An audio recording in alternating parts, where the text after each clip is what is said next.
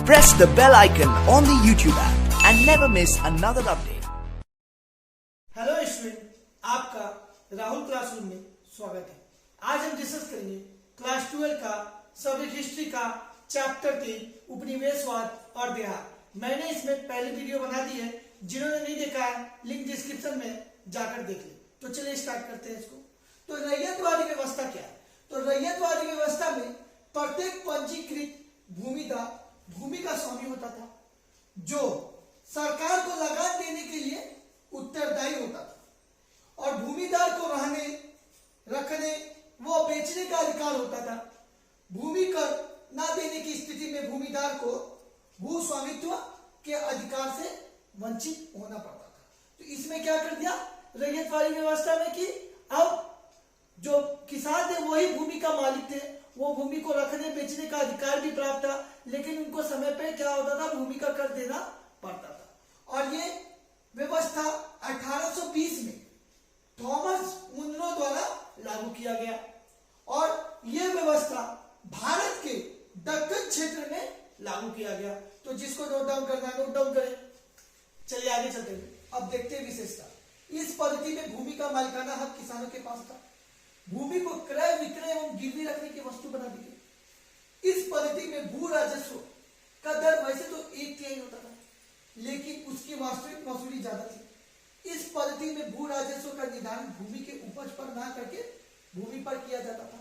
इस पद्धति में भी सूर्यास्त का सिद्धांत। देखिए, ऐसे तो किसानों को भूमि का मालिक बना दिया गया था, लेकिन क्या होता था कि फसल कभी नष्ट हो जाती थी, कभी सूखा पड़ जाता था, तो खेती नहीं हो पाती थी, तो उनको कर देना होता था अंग्रेजों को, जिसके कारण वो क्या करते थे, जब फसल नहीं दे पाते थे, फसल नहीं हो पाती थी उनका, और फसल का उपज का वो जो भाग लेते थे अंग्रेज 1/3 भाग वो नहीं दे पाते थे वो, तो क्या करते थे, उनको साहूकार की ओर रुख करना पड़ता था। उनसे गिरवी, अपनी जमीन को गिरवी रखकर धन लेना पड़ता था, और वो मान लीजिए धन नहीं चुका पाते थे तो वापस से साहूकार को वो जमीन बेच देते थे, और कभी कभी साहूकार ले लेता था जबरन वो जमीन।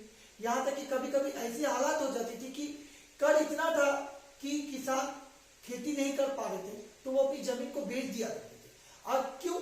देखो, नाम में तो बहुत आसान था कि 1/3 आपका कर देना है, लेकिन ये 1/3 किसका लगता था? भूमि का लगता था, ना कि उपज का लगता था। तो भूमि का जब लगता था 1/3, मान लीजिए आपका फसल हुआ 100 किलो का, और ये 100 किलो पे टैक्स ना लगकर आपके पूरे 1 एकड़ जमीन पे लगा हो टैक्स, तो ये ज्यादा ही नुकसान होगा। लगता तो 1/3 लग रहा, आपको 100 किलो का 1/3 हो जाएगा, आपका 33 किलो समथिंग कुछ हो जाएगा, आपका 33 किलो 0.33 हो जाएगा आपका। लेकिन ना, ये 100 किलो आपके उपज पे नहीं, आपके पूरे जमीन पे 1 एकड़ जमीन पे 1/3 कर लेते थे, जिससे क्या हो जाती थी, वो जो कर हो जाता था वो बहुत ज्यादा हो जाता था, और जो किसानों को दे नहीं पाते थे, जिससे क्या कारण वो अपनी जमीन या तो बहुत बार बेच दिया करते थे, और कोई किसान जो अपनी जमीन बचाने की कोशिश करता था वो कर्ज लेता था, किससे? साहूकार से। तो जिसको नोट डाउन करना है नोट डाउन करें। चलिए अब आगे चलते हैं। अब प्रभाव के बारे में बात करेंगे।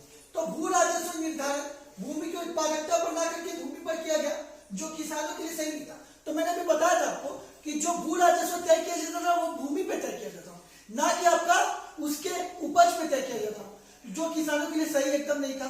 आगे देखते हैं। इस पद्धति में भू राजस्व दर इतना ज्यादा था कि किसानों के पास अधिशेष नहीं बचता था, और परिणाम स्वरूप किसान महाजनों के चुंगल में फंसते गए, और इस तरह महाजन एक छठम जमींदार के रूप में उभर कर आने लगे। अब क्या हुआ कि इसमें जो था आपका भू राजस्व इतना ज्यादा था कि किसान सही से उसको चुका नहीं पाते थे। परिणाम स्वरूप वो क्या, महाजनों का सहारा लेने लगे, महाजनों को अपनी जमीन गिरवी रखकर उनसे सूद पे पैसा लेने लगे, और जब वो सूद पे पैसा नहीं चुका पाते थे तो महाजन उसकी जमीन हड़प लेते थे, जिसके कारण धीरे धीरे महाजन छठम जमींदार के रूप में उभरे। आगे चलते हैं लोग। इस व्यवस्था के दोषपूर्ण राजस्व व्यवस्था के कारण किसानों के पास इतना अधिशेष नहीं बचता था कि वो कृषि में उत्पादकता बढ़ाने के लिए निवेश कर सके। परिणाम स्वरूप किसान धीरे धीरे कर्ज और लगान के कुचक्र में फंसते चले। अब मेन बात क्या हुआ कि इस व्यवस्था में ना किसानों के पास जो अपना उपज के जो करते थे उसमें इतना लगान देना पड़ जाता था कि उनके पास कुछ बचता नहीं था। जो कृषि पे ज्यादा ध्यान दे पाए या कृषि के फसल को और बेहतर बना पाए, जिसके कारण क्या हुआ, वो धीरे धीरे ना क्या महाजनों के चक्कर में फंसे, जिससे वो उनके कर्ज लेने लगे थे और धीरे धीरे वो और उनका क्या था, आपका भू राजस्व के चक्कर में थे ही वो, जो ये दोनों मिलाकर वो जो कुचक्र में फंस गए थे, जिनसे उनकी स्थिति और दयनीय होती चली गई थी, दिन पर दिन बदतर होते चली गई थी। आगे चलते हम लोग, यद्यपि इस व्यवस्था में फसलों के वाणिज्यीकरण का प्रोत्साहन प्राप्त हुआ, लेकिन इसका भी लाभ किसानों को प्राप्त नहीं हुआ। तो देखिए, इसमें वाणिज्यीकरण का प्रोत्साहन तो मिला, लेकिन इसका भी लाभ किसानों को नहीं मिला। यह लाभ सौदागर सरकार एवं महाजन को प्राप्त हो। ये किसको प्राप्त हो, सौदागर सरकार को और महाजनों को प्राप्त हो। तो जिसको नोट डाउन करना है नोट डाउन करें। चलिए अब आगे चलते हैं। अब देखते हैं बर्दवान में की गई नीलामी की घटना। तो 1797 में बर्दवान में एक नीलामी की गई और इस नीलामी में बर्दवान के राजा की संपत्ति बेची जा रही थी, क्योंकि राजा ने राजस्व नहीं चुकाई थी। तो बोली लगाने के लिए नीलामी में अनेकों लोग शामिल हुए और अंत में सबसे ज्यादा बोली लगाने वाले को संपत्ति बेची गई। जैसा आप जानते हैं, जैसा नीलामी में होता है, जो ज्यादा बोली लगाता है उसको ही संपत्ति दिया जाता है, लेकिन इसमें ऐसा नहीं था। इसमें क्या हुआ देखिए आगे कि परंतु बाद में पता चला कि नीलामी में शामिल ज्यादातर खरीदार राजा के नौकर या उसके जान पहचान वाले थे। यानी वो जो भी नीलामी में आए थे ना, वो राजा के नौकर या राजा के जान पहचान वाले थे। इस नीलामी में 95% खरीदार फर्जी थे। मतलब कितने खरीदार फर्जी थे आपके, 95% खरीदार फर्जी थे आपके। इस नीलामी से पहले राजा द्वारा अपनी संपत्ति का कुछ हिस्सा पहले ही अपने माता पिता के नाम कर दिया था। राजा ने क्या कर दिया था, अपने संपत्ति का कुछ हिस्सा अपने माता पिता के नाम कर दिया था। तो जिसको नोट डाउन करना है नोट डाउन करें। चलिए अब आगे चलते हैं। अब जमींदार अपनी संपत्ति को कैसे बचाते थे, तो फर्जी बिक्री के द्वारा जमींदार अपनी जमीन को नीलाम होने से बचाते थे। मैंने अभी बताया कि जो बर्दवान वाला केस कि उसमें 95% जो नीलामी हुई वो क्या थी, फर्जी थे। और आगे चलते हैं, जमींदार अपनी जमीनों को घर के महिलाओं के नाम कर देते थे, क्योंकि महिलाओं की संपत्ति के इस्तेमाली बंदोबस्त कानून के माध्यम से नीलाम नहीं किया जा सकता। तो जमींदार क्या करते थे, अपनी जमीन महिलाओं के नाम कर देता। इस्तेमाली बंदोबस्त में महिलाओं की जमीन को नीलाम नहीं किया जा सकता है। आगे चलते हैं। जमींदार नीलामी एजेंट के साथ मिलकर जोड़ तोड़ कर लिया करते थे। जमींदार क्या करते थे, जो नीलामी एजेंट होता था ना, उसके साथ मिलकर जोड़ तोड़ कर लिया करते थे। आगे देखते हैं। जमींदार नीलामी में अपने आदमियों से अन्य लोगों की तुलना में बहुत अधिक बोली लगाकर नीलामी को प्रभावित किया करते थे। क्या करते थे जमींदार, अपने आदमियों से ऊंची बोली लगाते थे और अन्य लोगों को उस नीलामी में चुप रहने के लिए विवश कर दिया करते थे। उस नीलामी को मतलब प्रभावित कर दिया करते थे वो लोग। आगे चलते हैं। जमींदार अपनी नीलामी जमीन पर अन्य लोगों को कब्जा नहीं करने देते।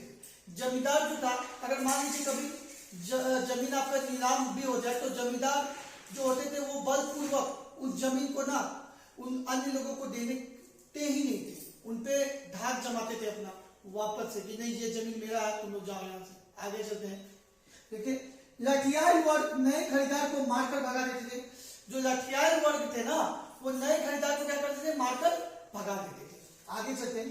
कई बार बाहरी लोगों को पुराने रैयत जमींदारों की संपत्ति में घुसने नहीं दिया करते थे।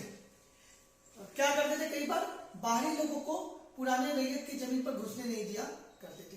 और 1790 के आरंभ में जमींदारों की स्थिति अच्छी हो चुकी थी और 1790 के आरंभ में जो जमींदारों की स्थिति थी वो अच्छी हो चुकी थी। तो जिसको नोट डाउन करना है नोट डाउन करें।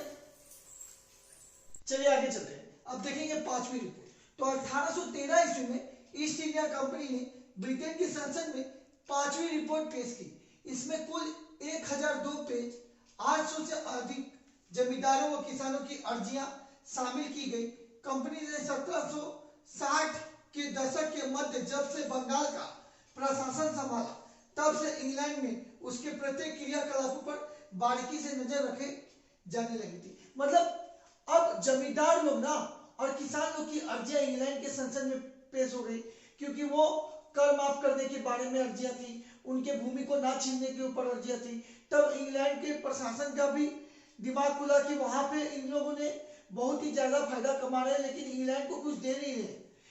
इंडिया में इतना ज्यादा पैसा कमा रहे हैं कि इंग्लैंड को कुछ दे नहीं रहे, जिस कारण वो लोग ये भी सोच रहे थे कि अब इन पे बारीकी से नजर रखनी जानी चाहिए कि ये कर क्या रहे हैं। तो जिसको नोट डाउन करना है नोट डाउन करें।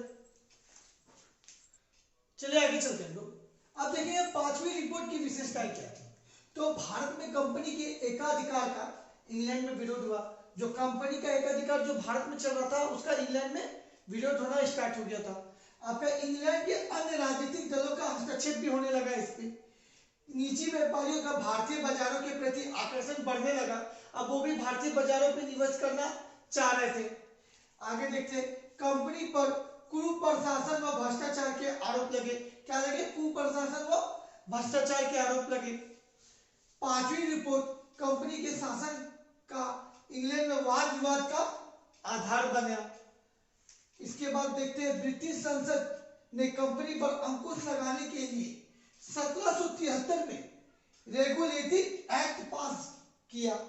संसद ने कंपनी को नियमित रूप से अपनी रिपोर्ट भेजने के लिए बाध्य किया। तो जिसको नोट डाउन करना नोट डाउन करें। चलिए आगे चलते हैं। अब पांचवी रिपोर्ट की आलोचना के बारे में हम लोग बात करेंगे। तो पांचवी रिपोर्ट एक ऐसी रिपोर्ट थी जिसने भारत में ईस्ट इंडिया कंपनी के शासन के बारे में ब्रिटिश संसद में गंभीर वाद विवाद को जन्म दिया। और इस रिपोर्ट में बंगाल में कंपनी के शासन को उजागर किया गया तथा जमींदारों के पतन का वर्णन किया गया।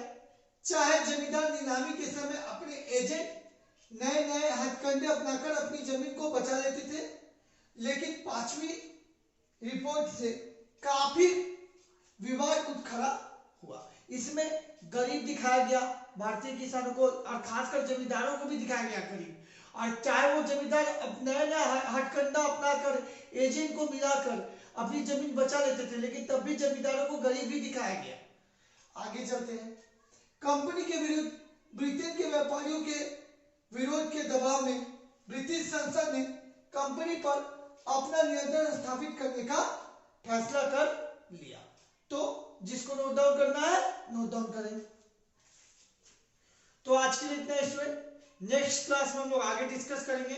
अगर आपको मेरी वीडियो अच्छी लगी हो तो प्लीज लाइक शेयर और सब्सक्राइब करें और बेल आइकन की घंटी को दबाना ना भूलें। धन्यवाद।